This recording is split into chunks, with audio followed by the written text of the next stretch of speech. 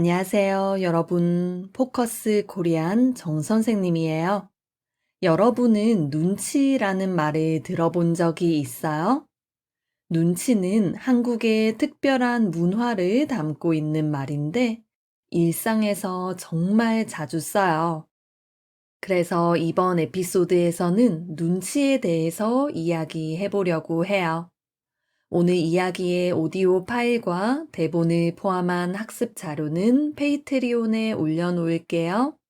그럼 잘 들어보세요. 먼저 천천히 한번 이야기하고 조금 빠른 속도로 다시 한번 이야기할게요.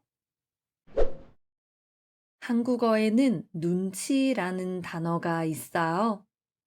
이 단어를 다른 나라 언어로 딱 맞게 번역하는 건 아마 쉽지 않을 거예요. 눈치는 보통 상황을 통해서 다른 사람의 마음을 빠르게 알아내는 능력을 말해요. 그래서 눈치가 있다는 건 상황을 빨리 파악하고 그 상황에 맞게 행동을 한다는 뜻이고요. 반대로 눈치가 없다는 건 분위기 파악 못하고 상황에 맞지 않는 행동을 해서 다른 사람의 기분을 상하게 하는 거예요. 예를 들어서 친구가 남자친구랑 헤어져서 너무 속상해하고 있어요. 그런데 나는 어제 남자친구한테 다이아몬드 반지를 선물 받았어요. 그래서 그 친구한테 남자친구한테 받은 반지를 자랑하는 거예요. 그게 바로 눈치 없는 행동이에요. 그 친구는 겉으로는 축하해 줄 수 있겠지만 속으로는 더 속상해 할 수 있으니까요. 만약 눈치가 있는 사람이라면 당분간은 그 친구 앞에서 남자친구 이야기를 꺼내지 않을 것 같아요. 예시가 적절했나요? 아무튼 한국에서는 눈치 없는 사람을 좀 부정적으로 보는 편이에요. 여러분은 눈치가 빠른 편이에요? 아니면 눈치가 없는 편이에요? 어떤 사람은 작은 변화도 금방 알아차리는데 어떤 사람은 분위기가 바뀌어도 전혀 눈치채지 못하기도 하잖아요. 눈치가 있고 없고는 타고난 성격일 수도 있고 환경의 영향일 수도 있는 것 같아요. 생각해보면 저는 어렸을 때 눈치가 꽤 빠른 편이었어요. 아버지가 엄격하셨기 때문이기도 하고 제가 둘째였기 때문이기도 한 것 같아요. 물론 타고난 기질도 있고요. 그래서 엄마 아빠의 말투나 행동만 보고도 두 분의 기분을 어느 정도 짐작할 수 있었던 것 같아요. 그리고 집의 분위기가 이상해도 금방 알아차릴 수 있었고요. 그래서 분위기가 좀 이상한 날은 괜히 혼날 행동을 하지 않고 얌전히 굴었던 것 같아요. 그리고 두 분이 싸우고 기분이 안 좋을 때도 조용히 방에서 공부하는 척 했고요. 지금 생각하니까 좀 짠하네요. 사실 아이들은 눈치를 안 봐도 되는데 말이죠. 그래도 한편으로는 그런 경험 덕분에 사람의 기분을 빨리 알아차리는 능력이 조금 생긴 것 같기도 해요. 그리고 솔직히 말하면 부모님 기분을 잘 살펴서 제가 원하는 걸 얻어낸 적도 많아요. 그런 걸 보면 눈치라는 건 일종의 생존 기술 같기도 하네요. 한국 사회에서는 눈치가 꽤 중요하게 작용하는 것 같아요. 직장이 보수적일수록 눈치가 빠른 사람이 살아남는 데 유리하거든요. 일을 잘하는 것도 중요하지만 상사의 비위를 맞추고 분위기를 파악하는 것도 무시할 수 없는 요소예요. 듣기만 해도 피곤하죠? 물론 갈등을 줄이고 서로 잘 조율하며 지낸다는 점에서 눈치가 있는 건 확실히 장점이에요. 하지만 주변을 너무 살피다 보면 자신의 의견을 자유롭게 말하지 못하는 경우도 많아요. 그건 확실히 단점이겠죠? 결국 중요한 건 다른 사람을 배려하면서도 나 자신을 잃지 않는 균형을 지키는 것 같아요. 말처럼 쉽지 않겠지만요. 여러분은 눈치에 대해 어떻게 생각해요? 여러분의 의견도 댓글로 남겨주세요. 그럼 여러분, 이야기를 한 번 더 들어보세요. 조금 빠르게 읽을게요.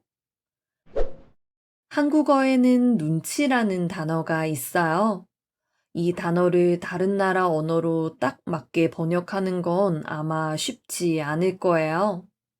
눈치는 보통 상황을 통해서 다른 사람의 마음을 빠르게 알아내는 능력을 말해요. 그래서 눈치가 있다는 건 상황을 빨리 파악하고 그 상황에 맞게 행동을 한다는 뜻이고요. 반대로 눈치가 없다는 건 분위기 파악 못하고 상황에 맞지 않는 행동을 해서 다른 사람의 기분을 상하게 하는 거예요. 예를 들어서 친구가 남자친구랑 헤어져서 너무 속상해하고 있어요. 그런데 나는 어제 남자친구한테 다이아몬드 반지를 선물 받았어요. 그래서 그 친구한테 남자친구한테 받은 반지를 자랑하는 거예요. 그게 바로 눈치 없는 행동이에요. 그 친구는 겉으로는 축하해 줄 수 있겠지만 속으로는 더 속상해 할 수 있으니까요. 만약 눈치가 있는 사람이라면 당분간은 그 친구 앞에서 남자친구 이야기를 꺼내지 않을 것 같아요. 예시가 적절했나요? 아무튼 한국에서는 눈치 없는 사람을 좀 부정적으로 보는 편이에요. 여러분은 눈치가 빠른 편이에요? 아니면 눈치가 없는 편이에요? 어떤 사람은 작은 변화도 금방 알아차리는데 어떤 사람은 분위기가 바뀌어도 전혀 눈치채지 못하기도 하잖아요.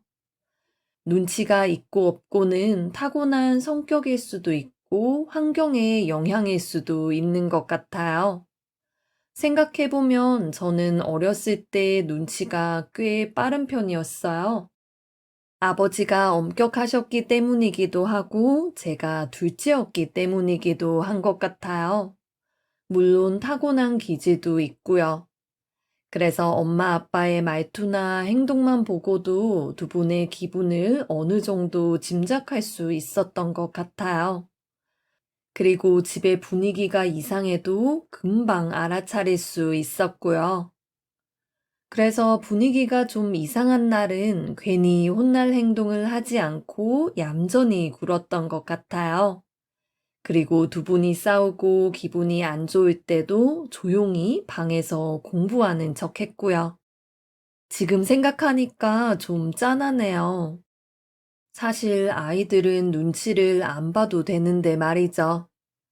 그래도 한편으로는 그런 경험 덕분에 사람의 기분을 빨리 알아차리는 능력이 조금 생긴 것 같기도 해요.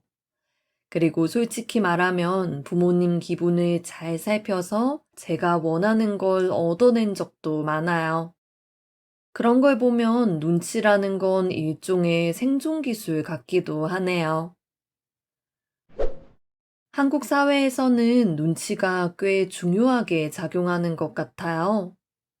직장이 보수적일수록 눈치가 빠른 사람이 살아남는 데 유리하거든요. 일을 잘하는 것도 중요하지만 상사의 비위를 맞추고 분위기를 파악하는 것도 무시할 수 없는 요소예요. 듣기만 해도 피곤하죠? 물론 갈등을 줄이고 서로 잘 조율하며 지낸다는 점에서 눈치가 있는 건 확실히 장점이에요.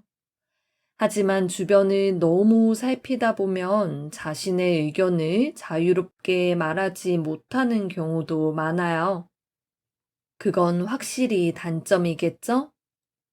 결국 중요한 건 다른 사람을 배려하면서도 나 자신을 잃지 않는 균형을 지키는 것 같아요. 말처럼 쉽지 않겠지만요. 여러분은 눈치에 대해 어떻게 생각해요? 여러분의 의견도 댓글로 남겨주세요.